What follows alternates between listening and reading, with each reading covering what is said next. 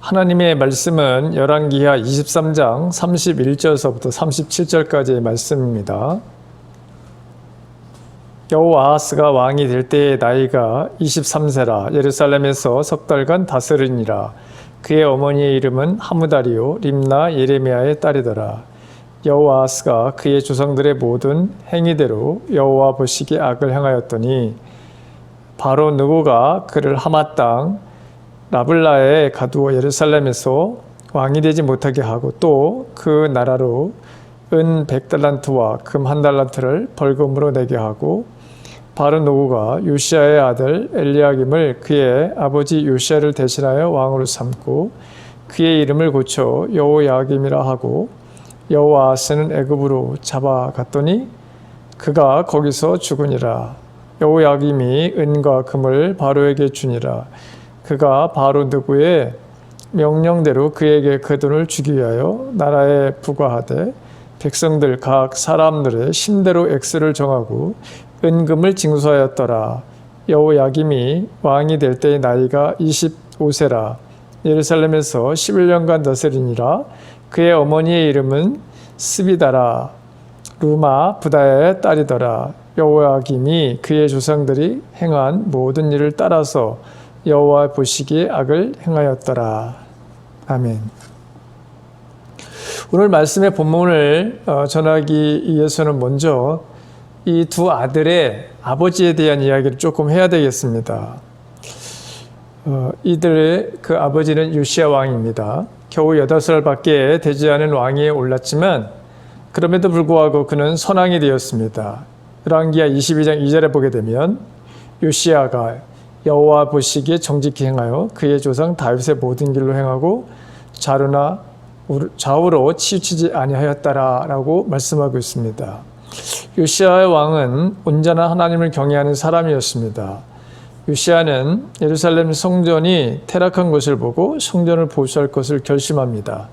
성전에 들어가는 사람들에게 헌금을 드리게 하고 그 돈을 성전 맡은 감독자의 손에 넘겨서 성전에 부서진 것들을 수리하게 했습니다. 그의 할아버지 므낫세, 그의 아버지 아몬이 오직 하나님을 예배하는 성전에 바알과 아세라와 하늘의 일월성신을 여여 만든 그릇들을 여전히 두고 있었는데 요시야는 대제사장 실기야와 더불어 모든 부제사장들과 성전을 지키는 문지기들에게 명령을 해서 우상 숭배에 쓰였던 모든 그릇들을 내어다가 예루살렘 바깥 기도원 골짜기에 모으고 불에 태워서 가루를 만들어 북왕국 우상 숭배의 본거지인 베델로 가지고 가서 거기에서 뿌리게 했습니다. 유다 나라의 모든 성읍과 산에 우상을 섬기려고 세운 산당들을 모두 제거했습니다. 물론 제사장들도 패했죠. 백성들이 바알이나 하늘의 해와 달과 또 별무리에게 분향하는 것도 금지를 했습니다. 성전 안에 있는 남창의 집이 있었는데 그 집도 헐어버렸습니다. 전국에 있는 모든 산당들을 헐어버릴 뿐만 아니라 그 산당에서 일하던 레위지파 제사장들이 있다 하여도 예루살렘 그 성전의 제사에는 참여하지 못하게도 했습니다. 또 흰놈의 골짜기에 사람들이 자기의 자식들을 불에 태워서 몰렉이라고 하는 신에게 드리는 일이 있었는데 그러한 비인간적인 일들도 폐지를 했습니다. 솔로몬 왕 시절에 이방 여인들을 위해 세웠던 산당들도 모두 헐어버렸습니다. 이미 북왕국 이스라엘은 멸망을 당했습니다. 그런데 베델이라는 곳에는 북왕국의 시조 여로보암이 세운 금송아지를 세운 신전이 있었는데 요시야가 그곳에 올라가서 그 신전도 헐어버리게 되었습니다. 대단한 열정을 가지고 있었고 정말 온전한 하나님을 경외하는 그런 임금이었던 것을 보게 됩니다. 백성들 중에는 신접한 자나 점쟁이, 가정에 있는 신주단지와 같은 이 드라빈과 같은 모든 가증한 것들을 다 제거해 버렸습니다.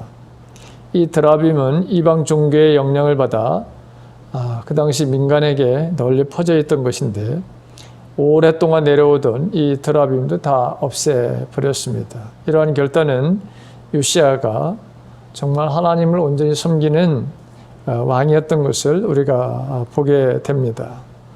요시야는 또한 하나님의 말씀을 적용하는, 실천하는 그런 삶을 살았던 임금이었습니다.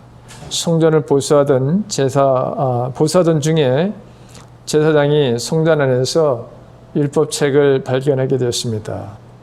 예루살렘 성전이 므낫세 왕 시절에 혼합 종교의 쓰레기장으로 변질되었을 때 아마 그것을 안타깝게 생각했던 경건한 제사장이 율법책을 성전 어떤 깊숙한 곳에 숨겨두었던 것 같습니다. 다행히도 이 성전을 수리하다가 보수하다가 이 율법책을 발견하게 됩니다.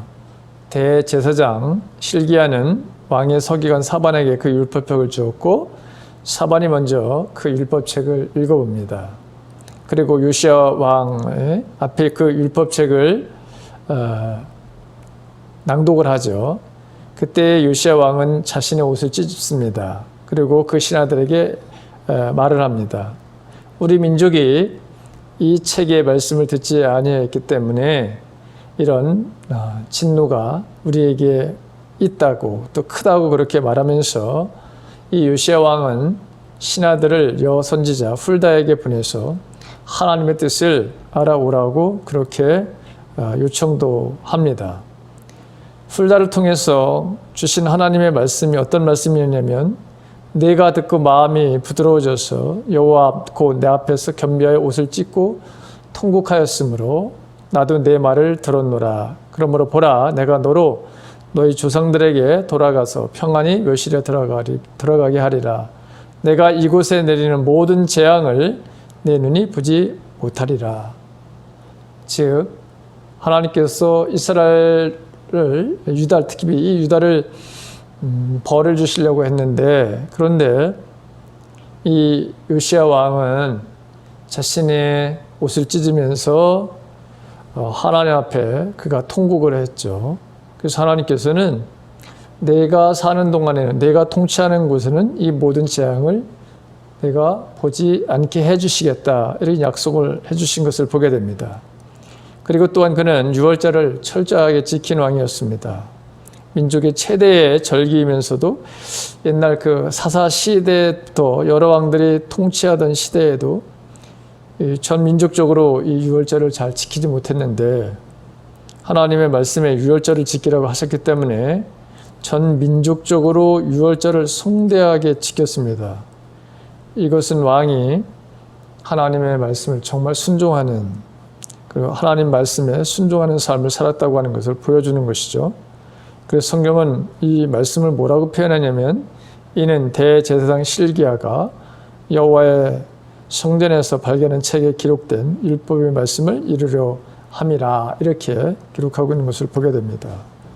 또 이 요시야 왕은 하나님을 정말 사랑한 그런 왕이었던 것을 보게 되죠.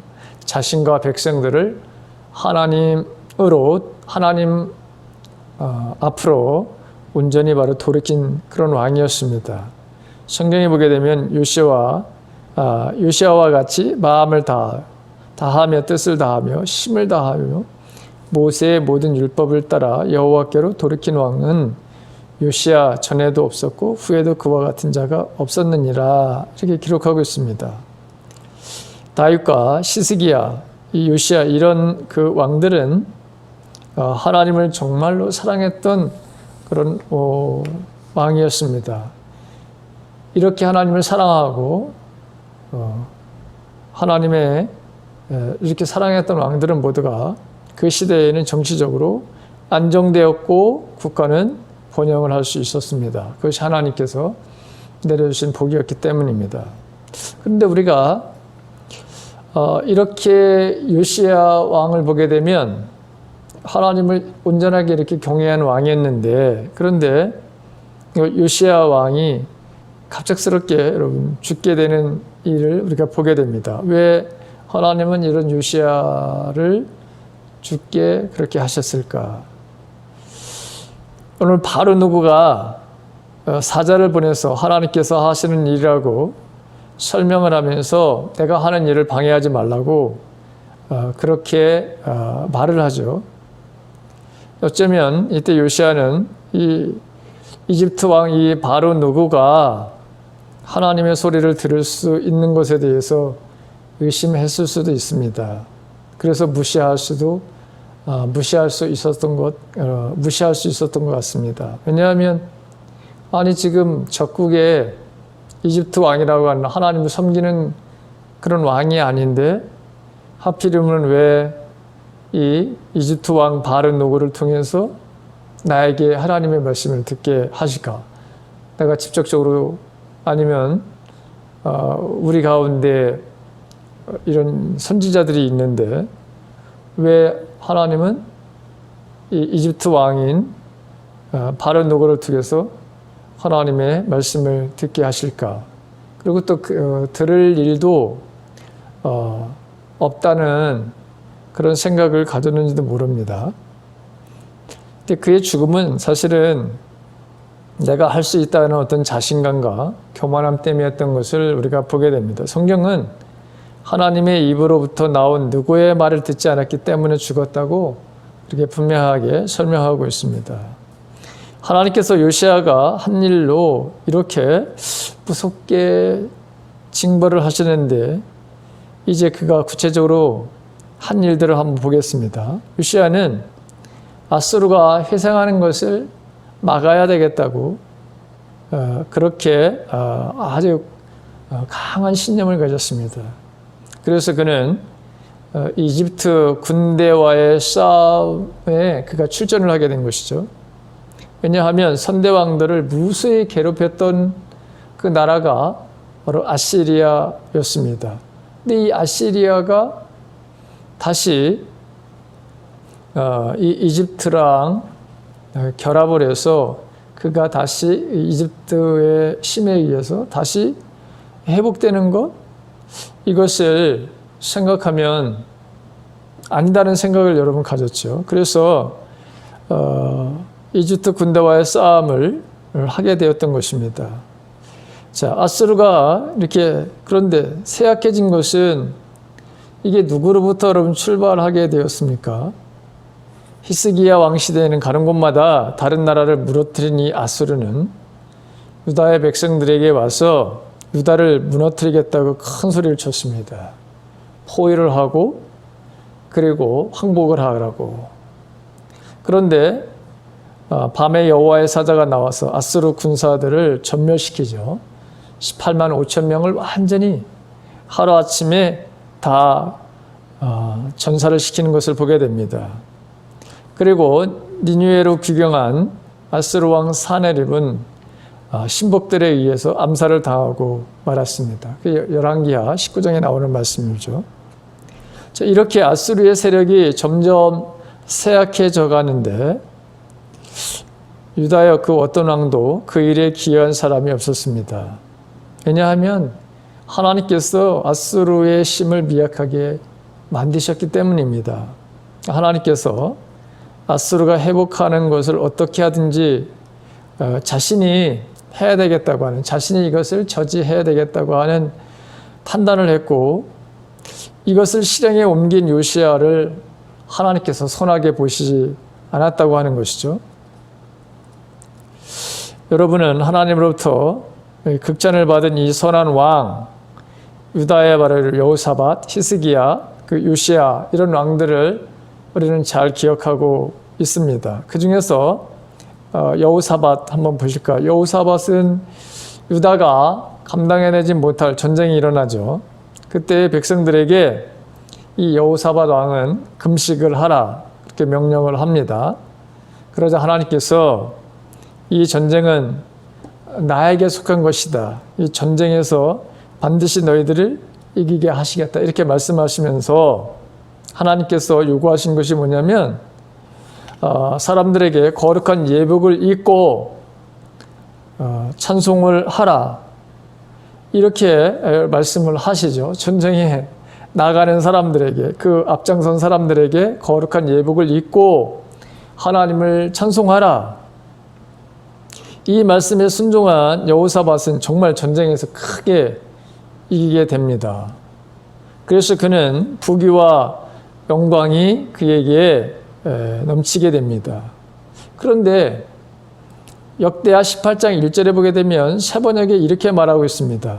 그는 아합의 가문과 혼인의 유대를 맺었다.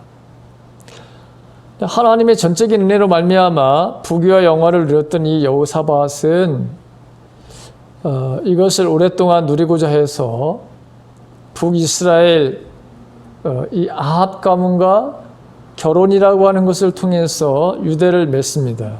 근데 바로 여기에 큰 실책이 있었습니다. 하나님께서 이것을 하나님의 사자 예후를 보내셔서 얼마나 책망하셨는지 역대하 19장 2절 이하에 여호사밧 왕이 잘못한 것에 대한 꾸짖음이 있는 것을 보게 되죠. 하나님으로부터 은혜를 받은 하나님의 사람이라면 끝까지 지켜야 할 것은 지금까지도 하나님이 모든 일을 해오셨고 그리고 마땅하게 하나님께서 지키신다, 보호해 주신다라고 하는 그런 생각과 그런 믿음을 가지고 살아야 되는데, 그리고 하나님께서 필요하시면 더 큰 일도 이루어 가실 거라고 하는 그런 믿음이 있어야 되는데, 그래서 하나님에 대한 절대적인 신뢰, 하나님을 의지하는 그런 믿음이 있어야 되는데, 하나님께서 원하시는 바가 바로 이것인데 사람들은 종종 내가 무엇을 조금 가지거나 또 경험을 통해서 알게 되면 내 스스로가 그것을 이뤄갈 수 있다고 하는, 그런데 이것은 불행의 원인이 되기도 합니다. 하나님께서 요시야에게 말씀하시는 것은 아수르가 멸망되어 가는 그 일이 이게 하나님 자신의 바로 여러분 일이지, 이 일이 요시야 왕 그가 해야 될 일이 아니라고 하는 것이죠. 그것을 알게 하시는 사건이었습니다. 요시야는 점점 교만해져서 스스로의 명예를 목칠하게 될 뿐만 아니라 하나님의 영광을 가리게 되는 이런 일들을 행했다고 하는 것이죠. 그래서 그 아벳느고가 이 요시야를 전쟁에서 죽이는 이런 사건이 일어난 것을 보게 됩니다. 근데 어쨌든 성경은 이 요시야 왕에 대해서 칭찬을 하고 있고 하나님도 그를 인정한 그런 왕이 되었던 것을 보게 됩니다. 정말 훌륭한 왕이죠. 그런데 이런 아버지의 신앙 안에서 자란 두 아들에 대한 이야기를 지금 오늘 하려고 합니다. 그런데 이 두 아들에 대한 이야기인데 결론은 악을 행한 것으로 그렇게 말씀하고 있죠. 여호아스는 석 달 동안 통치를 했음에도 그는 악을 행했다.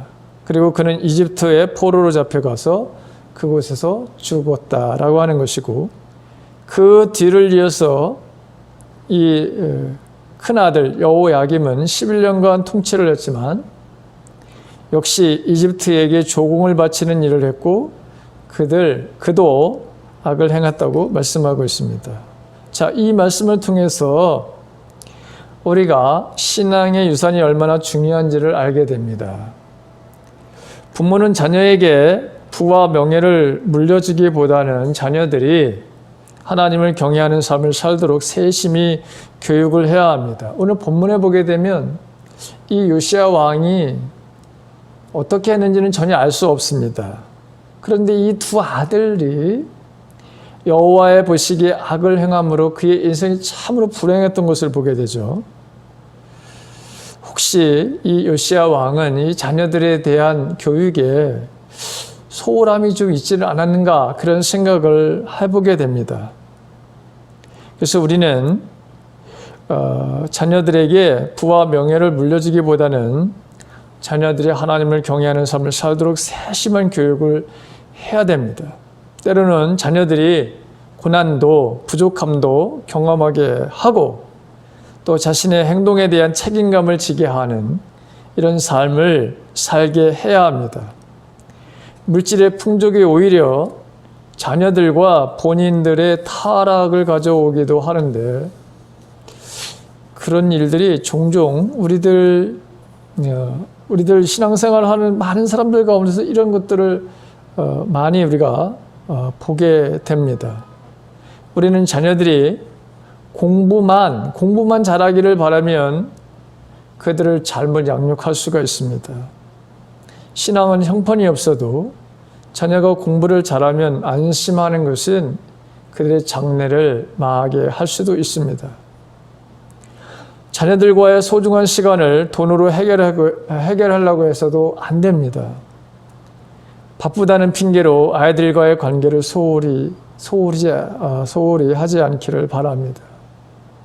자녀들과의 관계를 굉장히 중요시해야 합니다. 돈이 여러분들의 삶의 목적이 되면 이런 모든 것들을 다 잃어버릴 수 있습니다. 여호야김은 은과 금으로 이집트 왕을 섬기는 것에 주력을 했습니다. 이것은 그는 자신의 신분을 잃어버렸다고 하는 것이죠. 그는 하나님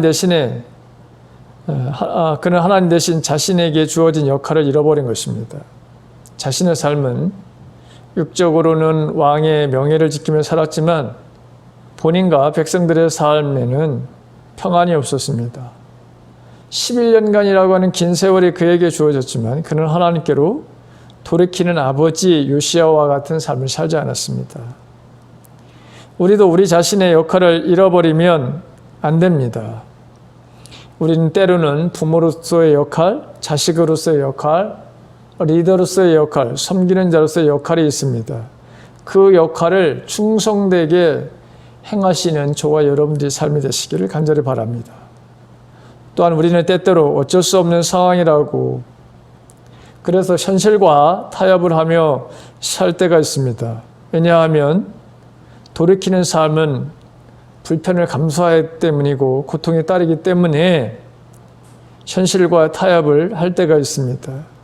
그러나 잠시의 고통을 이기지 못한 결과 우리의 인생은 영원한 고통 가운데 처하게 된다는 사실을 알아야 합니다. 오늘 이 본문을 통해서 우리는 그것을 깨닫게 됩니다.